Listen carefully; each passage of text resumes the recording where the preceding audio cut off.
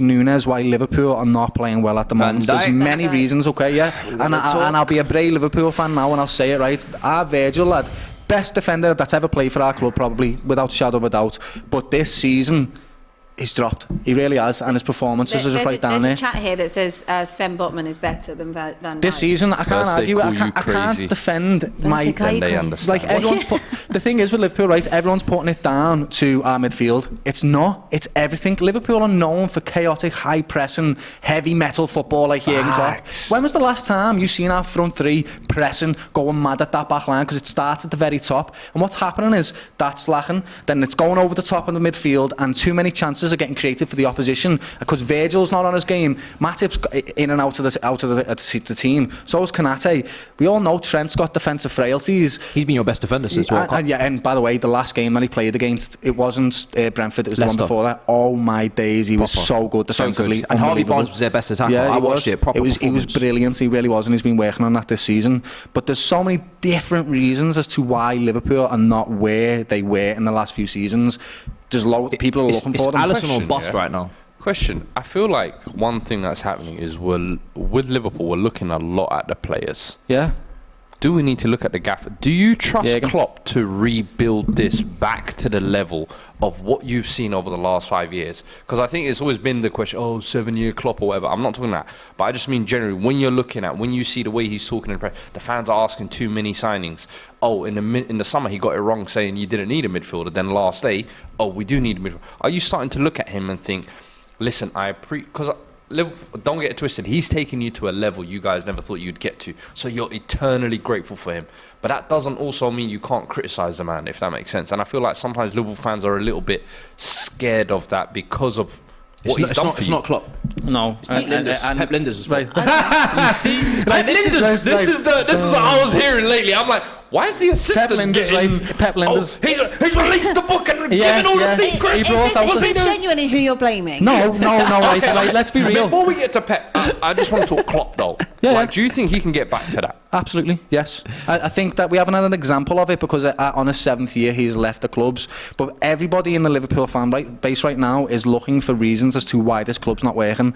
And there are people talking about Pep Linders and his book about how he exposed our tactics and all these mad things. I think the reality is there's just so many convoluted reasons as to why we are where we are, and the same reason why Arsenal and Newcastle are. It's mentality. It's all come down to mentality. We've been pushing and huffing and puffing for so long, and I don't think it's Jurgen Klopp, right? When we look at it, when FSG bought Liverpool, okay, we were £300 million. That's how much they paid for us. Since then, we've won every single cup you can possibly win, and the value of the club now is £3 billion, okay? We do not spend that much money. I know everyone thinks we do. Our net spend's been around 15 million net spend, as in like we sold, bought, all that stuff. 15 million a season, right? So they're not actually investing the money that we need into the club. Okay. If you look at all these other teams, like Chelsea, for example, Chelsea have just been pumped full of money, and it's not happening with us. So I do think that FSG have to look at this now and think, okay, we can't just buy one player and put all the onus on this one individual, because that's not how it works. We have just bought Gakpo, but we need to put the money in our pockets again, because even if they give us 500 million, that's still 2.5 billion pounds that you walk away with, guys. You can afford to invest back into us. So I don't think you can put it all on Jurgen Klopp. I really don't. I just want to ask you something else on Klopp, because there has been times where he has maybe been a little bit arrogant. You know, at the beginning of the season, he said, I don't need no midfielders, everything's good. We've still got Jones. You know, James Milner still ticking over at the ripe old age he's at.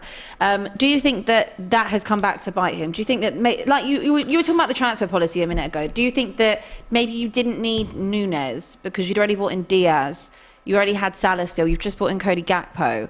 I know that's a little bit later, but do you think that the real focus should have been on improving your midfield in the summer? I think that's a difficult question. Michael Edwards has gone and he's probably taken more ownership of the transfers and things like that. Yeah, without shadow of a doubt. When you look at our midfield, Abby, there's plenty of them. It's a very congested midfield. So if you look at that as a manager, you think, I don't need centre midfields. I've got Tuchel did the same thing. I've got Ox, Milner, Henderson, Thiago, Fabinho, Keita, Elliott, Calvario, Jones. Keita, Jones. That's 9 centre midfielders. Isn't it the manager's job to look at, you might have 9 or whatever, but you're looking at the quality and the age. And for the way that Liverpool play and the tactics that Klopp wants to play, the intensity, the possession and the turnovers and the transitions from the midfield, and how much they protected your defence.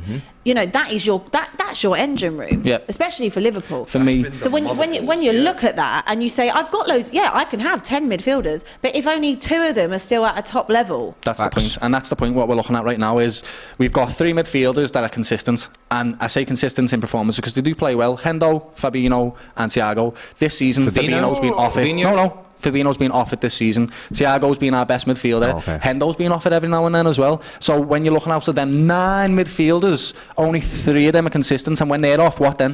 What happens then? We bring in Keita, who doesn't really want to be at the club anymore. Ox, who looks a little bit disillusioned because his contract's up, same as Keita at the end of the season. We've got Curtis Jones, who I love, scouser, but not quite living up to the hype. Then we've got Elliott, who's a wonderful technical footballer, but in my opinion, not a centre mid. He doesn't get back and track back and do all them jobs that we need him to do to cover Trent and cover Robbo. He's a wonderful attacking midfielder or play on the wing, but we're trying to sort of makeshift this midfield and it's not quite working, which is leaving our defence massively exposed, and that's why we're conceding so many goals. We are conceding too many for the Liverpool Football Club. I think it's actually, like you said, it's exposure on midfield, but I think it's also shown that maybe just because of how good your midfield was, maybe those players were protected a little bit more. And it's not to say that I don't think that Virgil van Dijk is a fantastic defender. He is. Yes. But maybe he's not at the same level as a Ferdinand or a Terry. No, definitely wouldn't say that. He definitely is. Really? He 100% is. I'd say Consistency. he's a fan. But when I think of the best Premier League defenders, and this is just my opinion, you can absolutely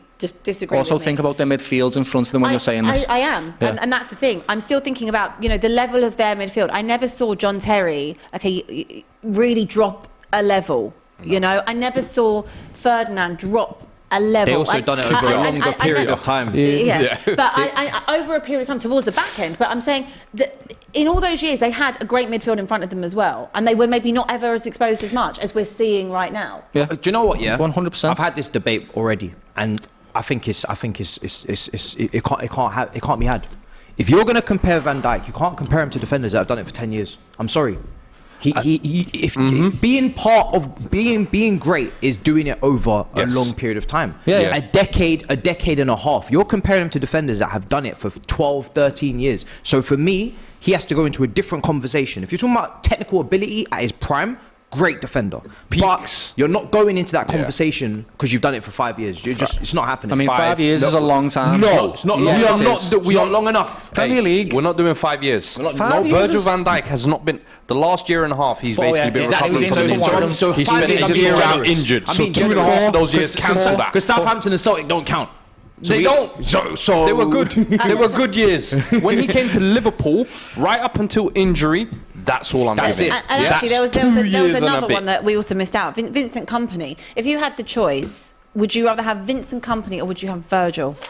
It's the one I'm always like, I don't know. It's difficult. I genuinely don't know. Kompany's the better leader, without a shadow of a doubt. Kompany is the better leader when it comes to Virgil and him. Yeah, but Virgil's the better footballer, without a shadow of a doubt. He is a better footballer. I've just seen this really interesting thing which DR have just tweeted, and it's about Premier League 5 years spend.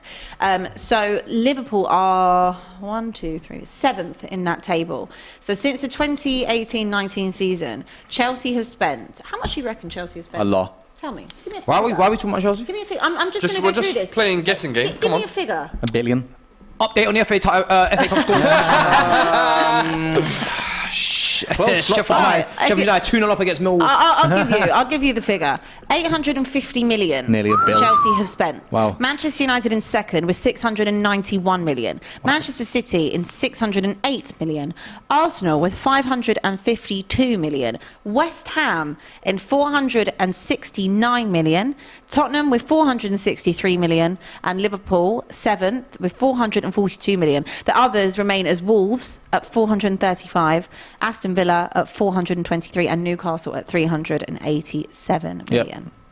So if you look at that, right, Liverpool have spent a lot of money, it looks like, but we actually have sold a lot of players as well on the back of that. So we've ended up spending net spend a very small amount compared to these other clubs like Manchester City and Chelsea, who don't necessarily need players to leave the club to bring them in. And that's what we've been doing. And I think we're victims of that in the sense that we're putting all the responsibility on one player, and it's worked for us so far. It has. Mo Salah, Virgil van Dijk, Alisson, it all worked. But on this instance, it's not, and we bought wrong, and we put all our chips into one basket, and that's it. We've got no more money to spend. Whereas if you look at all these other clubs, they go, it's not working, let's get someone else. Lukaku was gone straight away.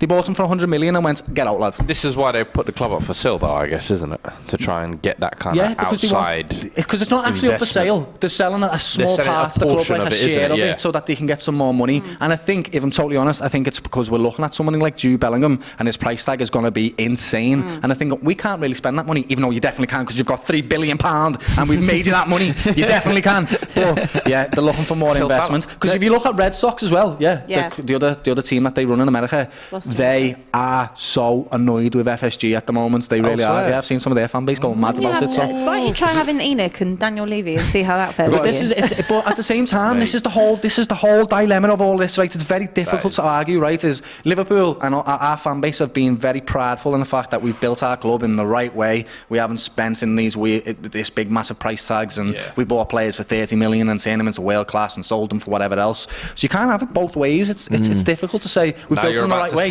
but now spend all your dough. So it's really difficult. Look at that. It's very difficult. And what it comes down to is the choice of buys this season haven't been the best buys. Nunes, I like you, lad, to do, but yeah, it's time to go. This super chat as well is saying, with Edwards and Ward leaving, could Liverpool scouting be badly affected? Less hit and more misses. Less hits, and more misses. Hence why Darwin Núñez is seen as a flop. Let's not forget as well. You know, exactly that. Do you remember that Jurgen Klopp didn't even want Mane and Salah? He did want Mane. He wanted Julian Brandt and Götze. And then Salah and Mane. He definitely wanted Mane. Even when he was at Dortmund, he said, I want you to buy Sadio Mane. I promise you he did. Okay. I'm just trying to run a bit of the Another super chat says, it's nice to see 3 new Man City fans on the set today. Matt, Abby and Fuad, you guys should all do City watch-alongs from now on. By the way, Doyle Núñez is shite. Yeah, he is. He's not very good. That's mad. I just want to ask you one thing before we move on from Liverpool.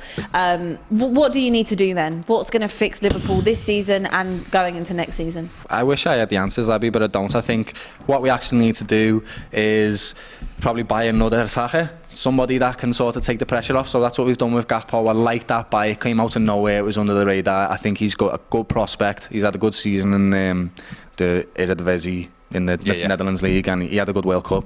But we actually need to buy 3, maybe 4 midfielders and another centre-back. Wow. That's what I genuinely believe. Yeah, we do. If you look at it, Kite is going. He's injury prone as well. Ox injury prone. Yeah, and then also Hendo's injury prone, and he's not necessarily on his way up in his career anymore, okay? I'm not saying he's on a decline. I'm just saying he's not necessarily on the way up. Yeah. So we need 3 to 4 players that are going to come in, bring some energy, and bring the culture back and the mentality back to our team, because that's what they're suffering with right now. And everyone's getting, like the individuals are getting all this pressure put onto them, and it's not really where we need to be focusing. We need to be focusing on a new mentality and instilling a new culture for a rebuild, because that's what we need.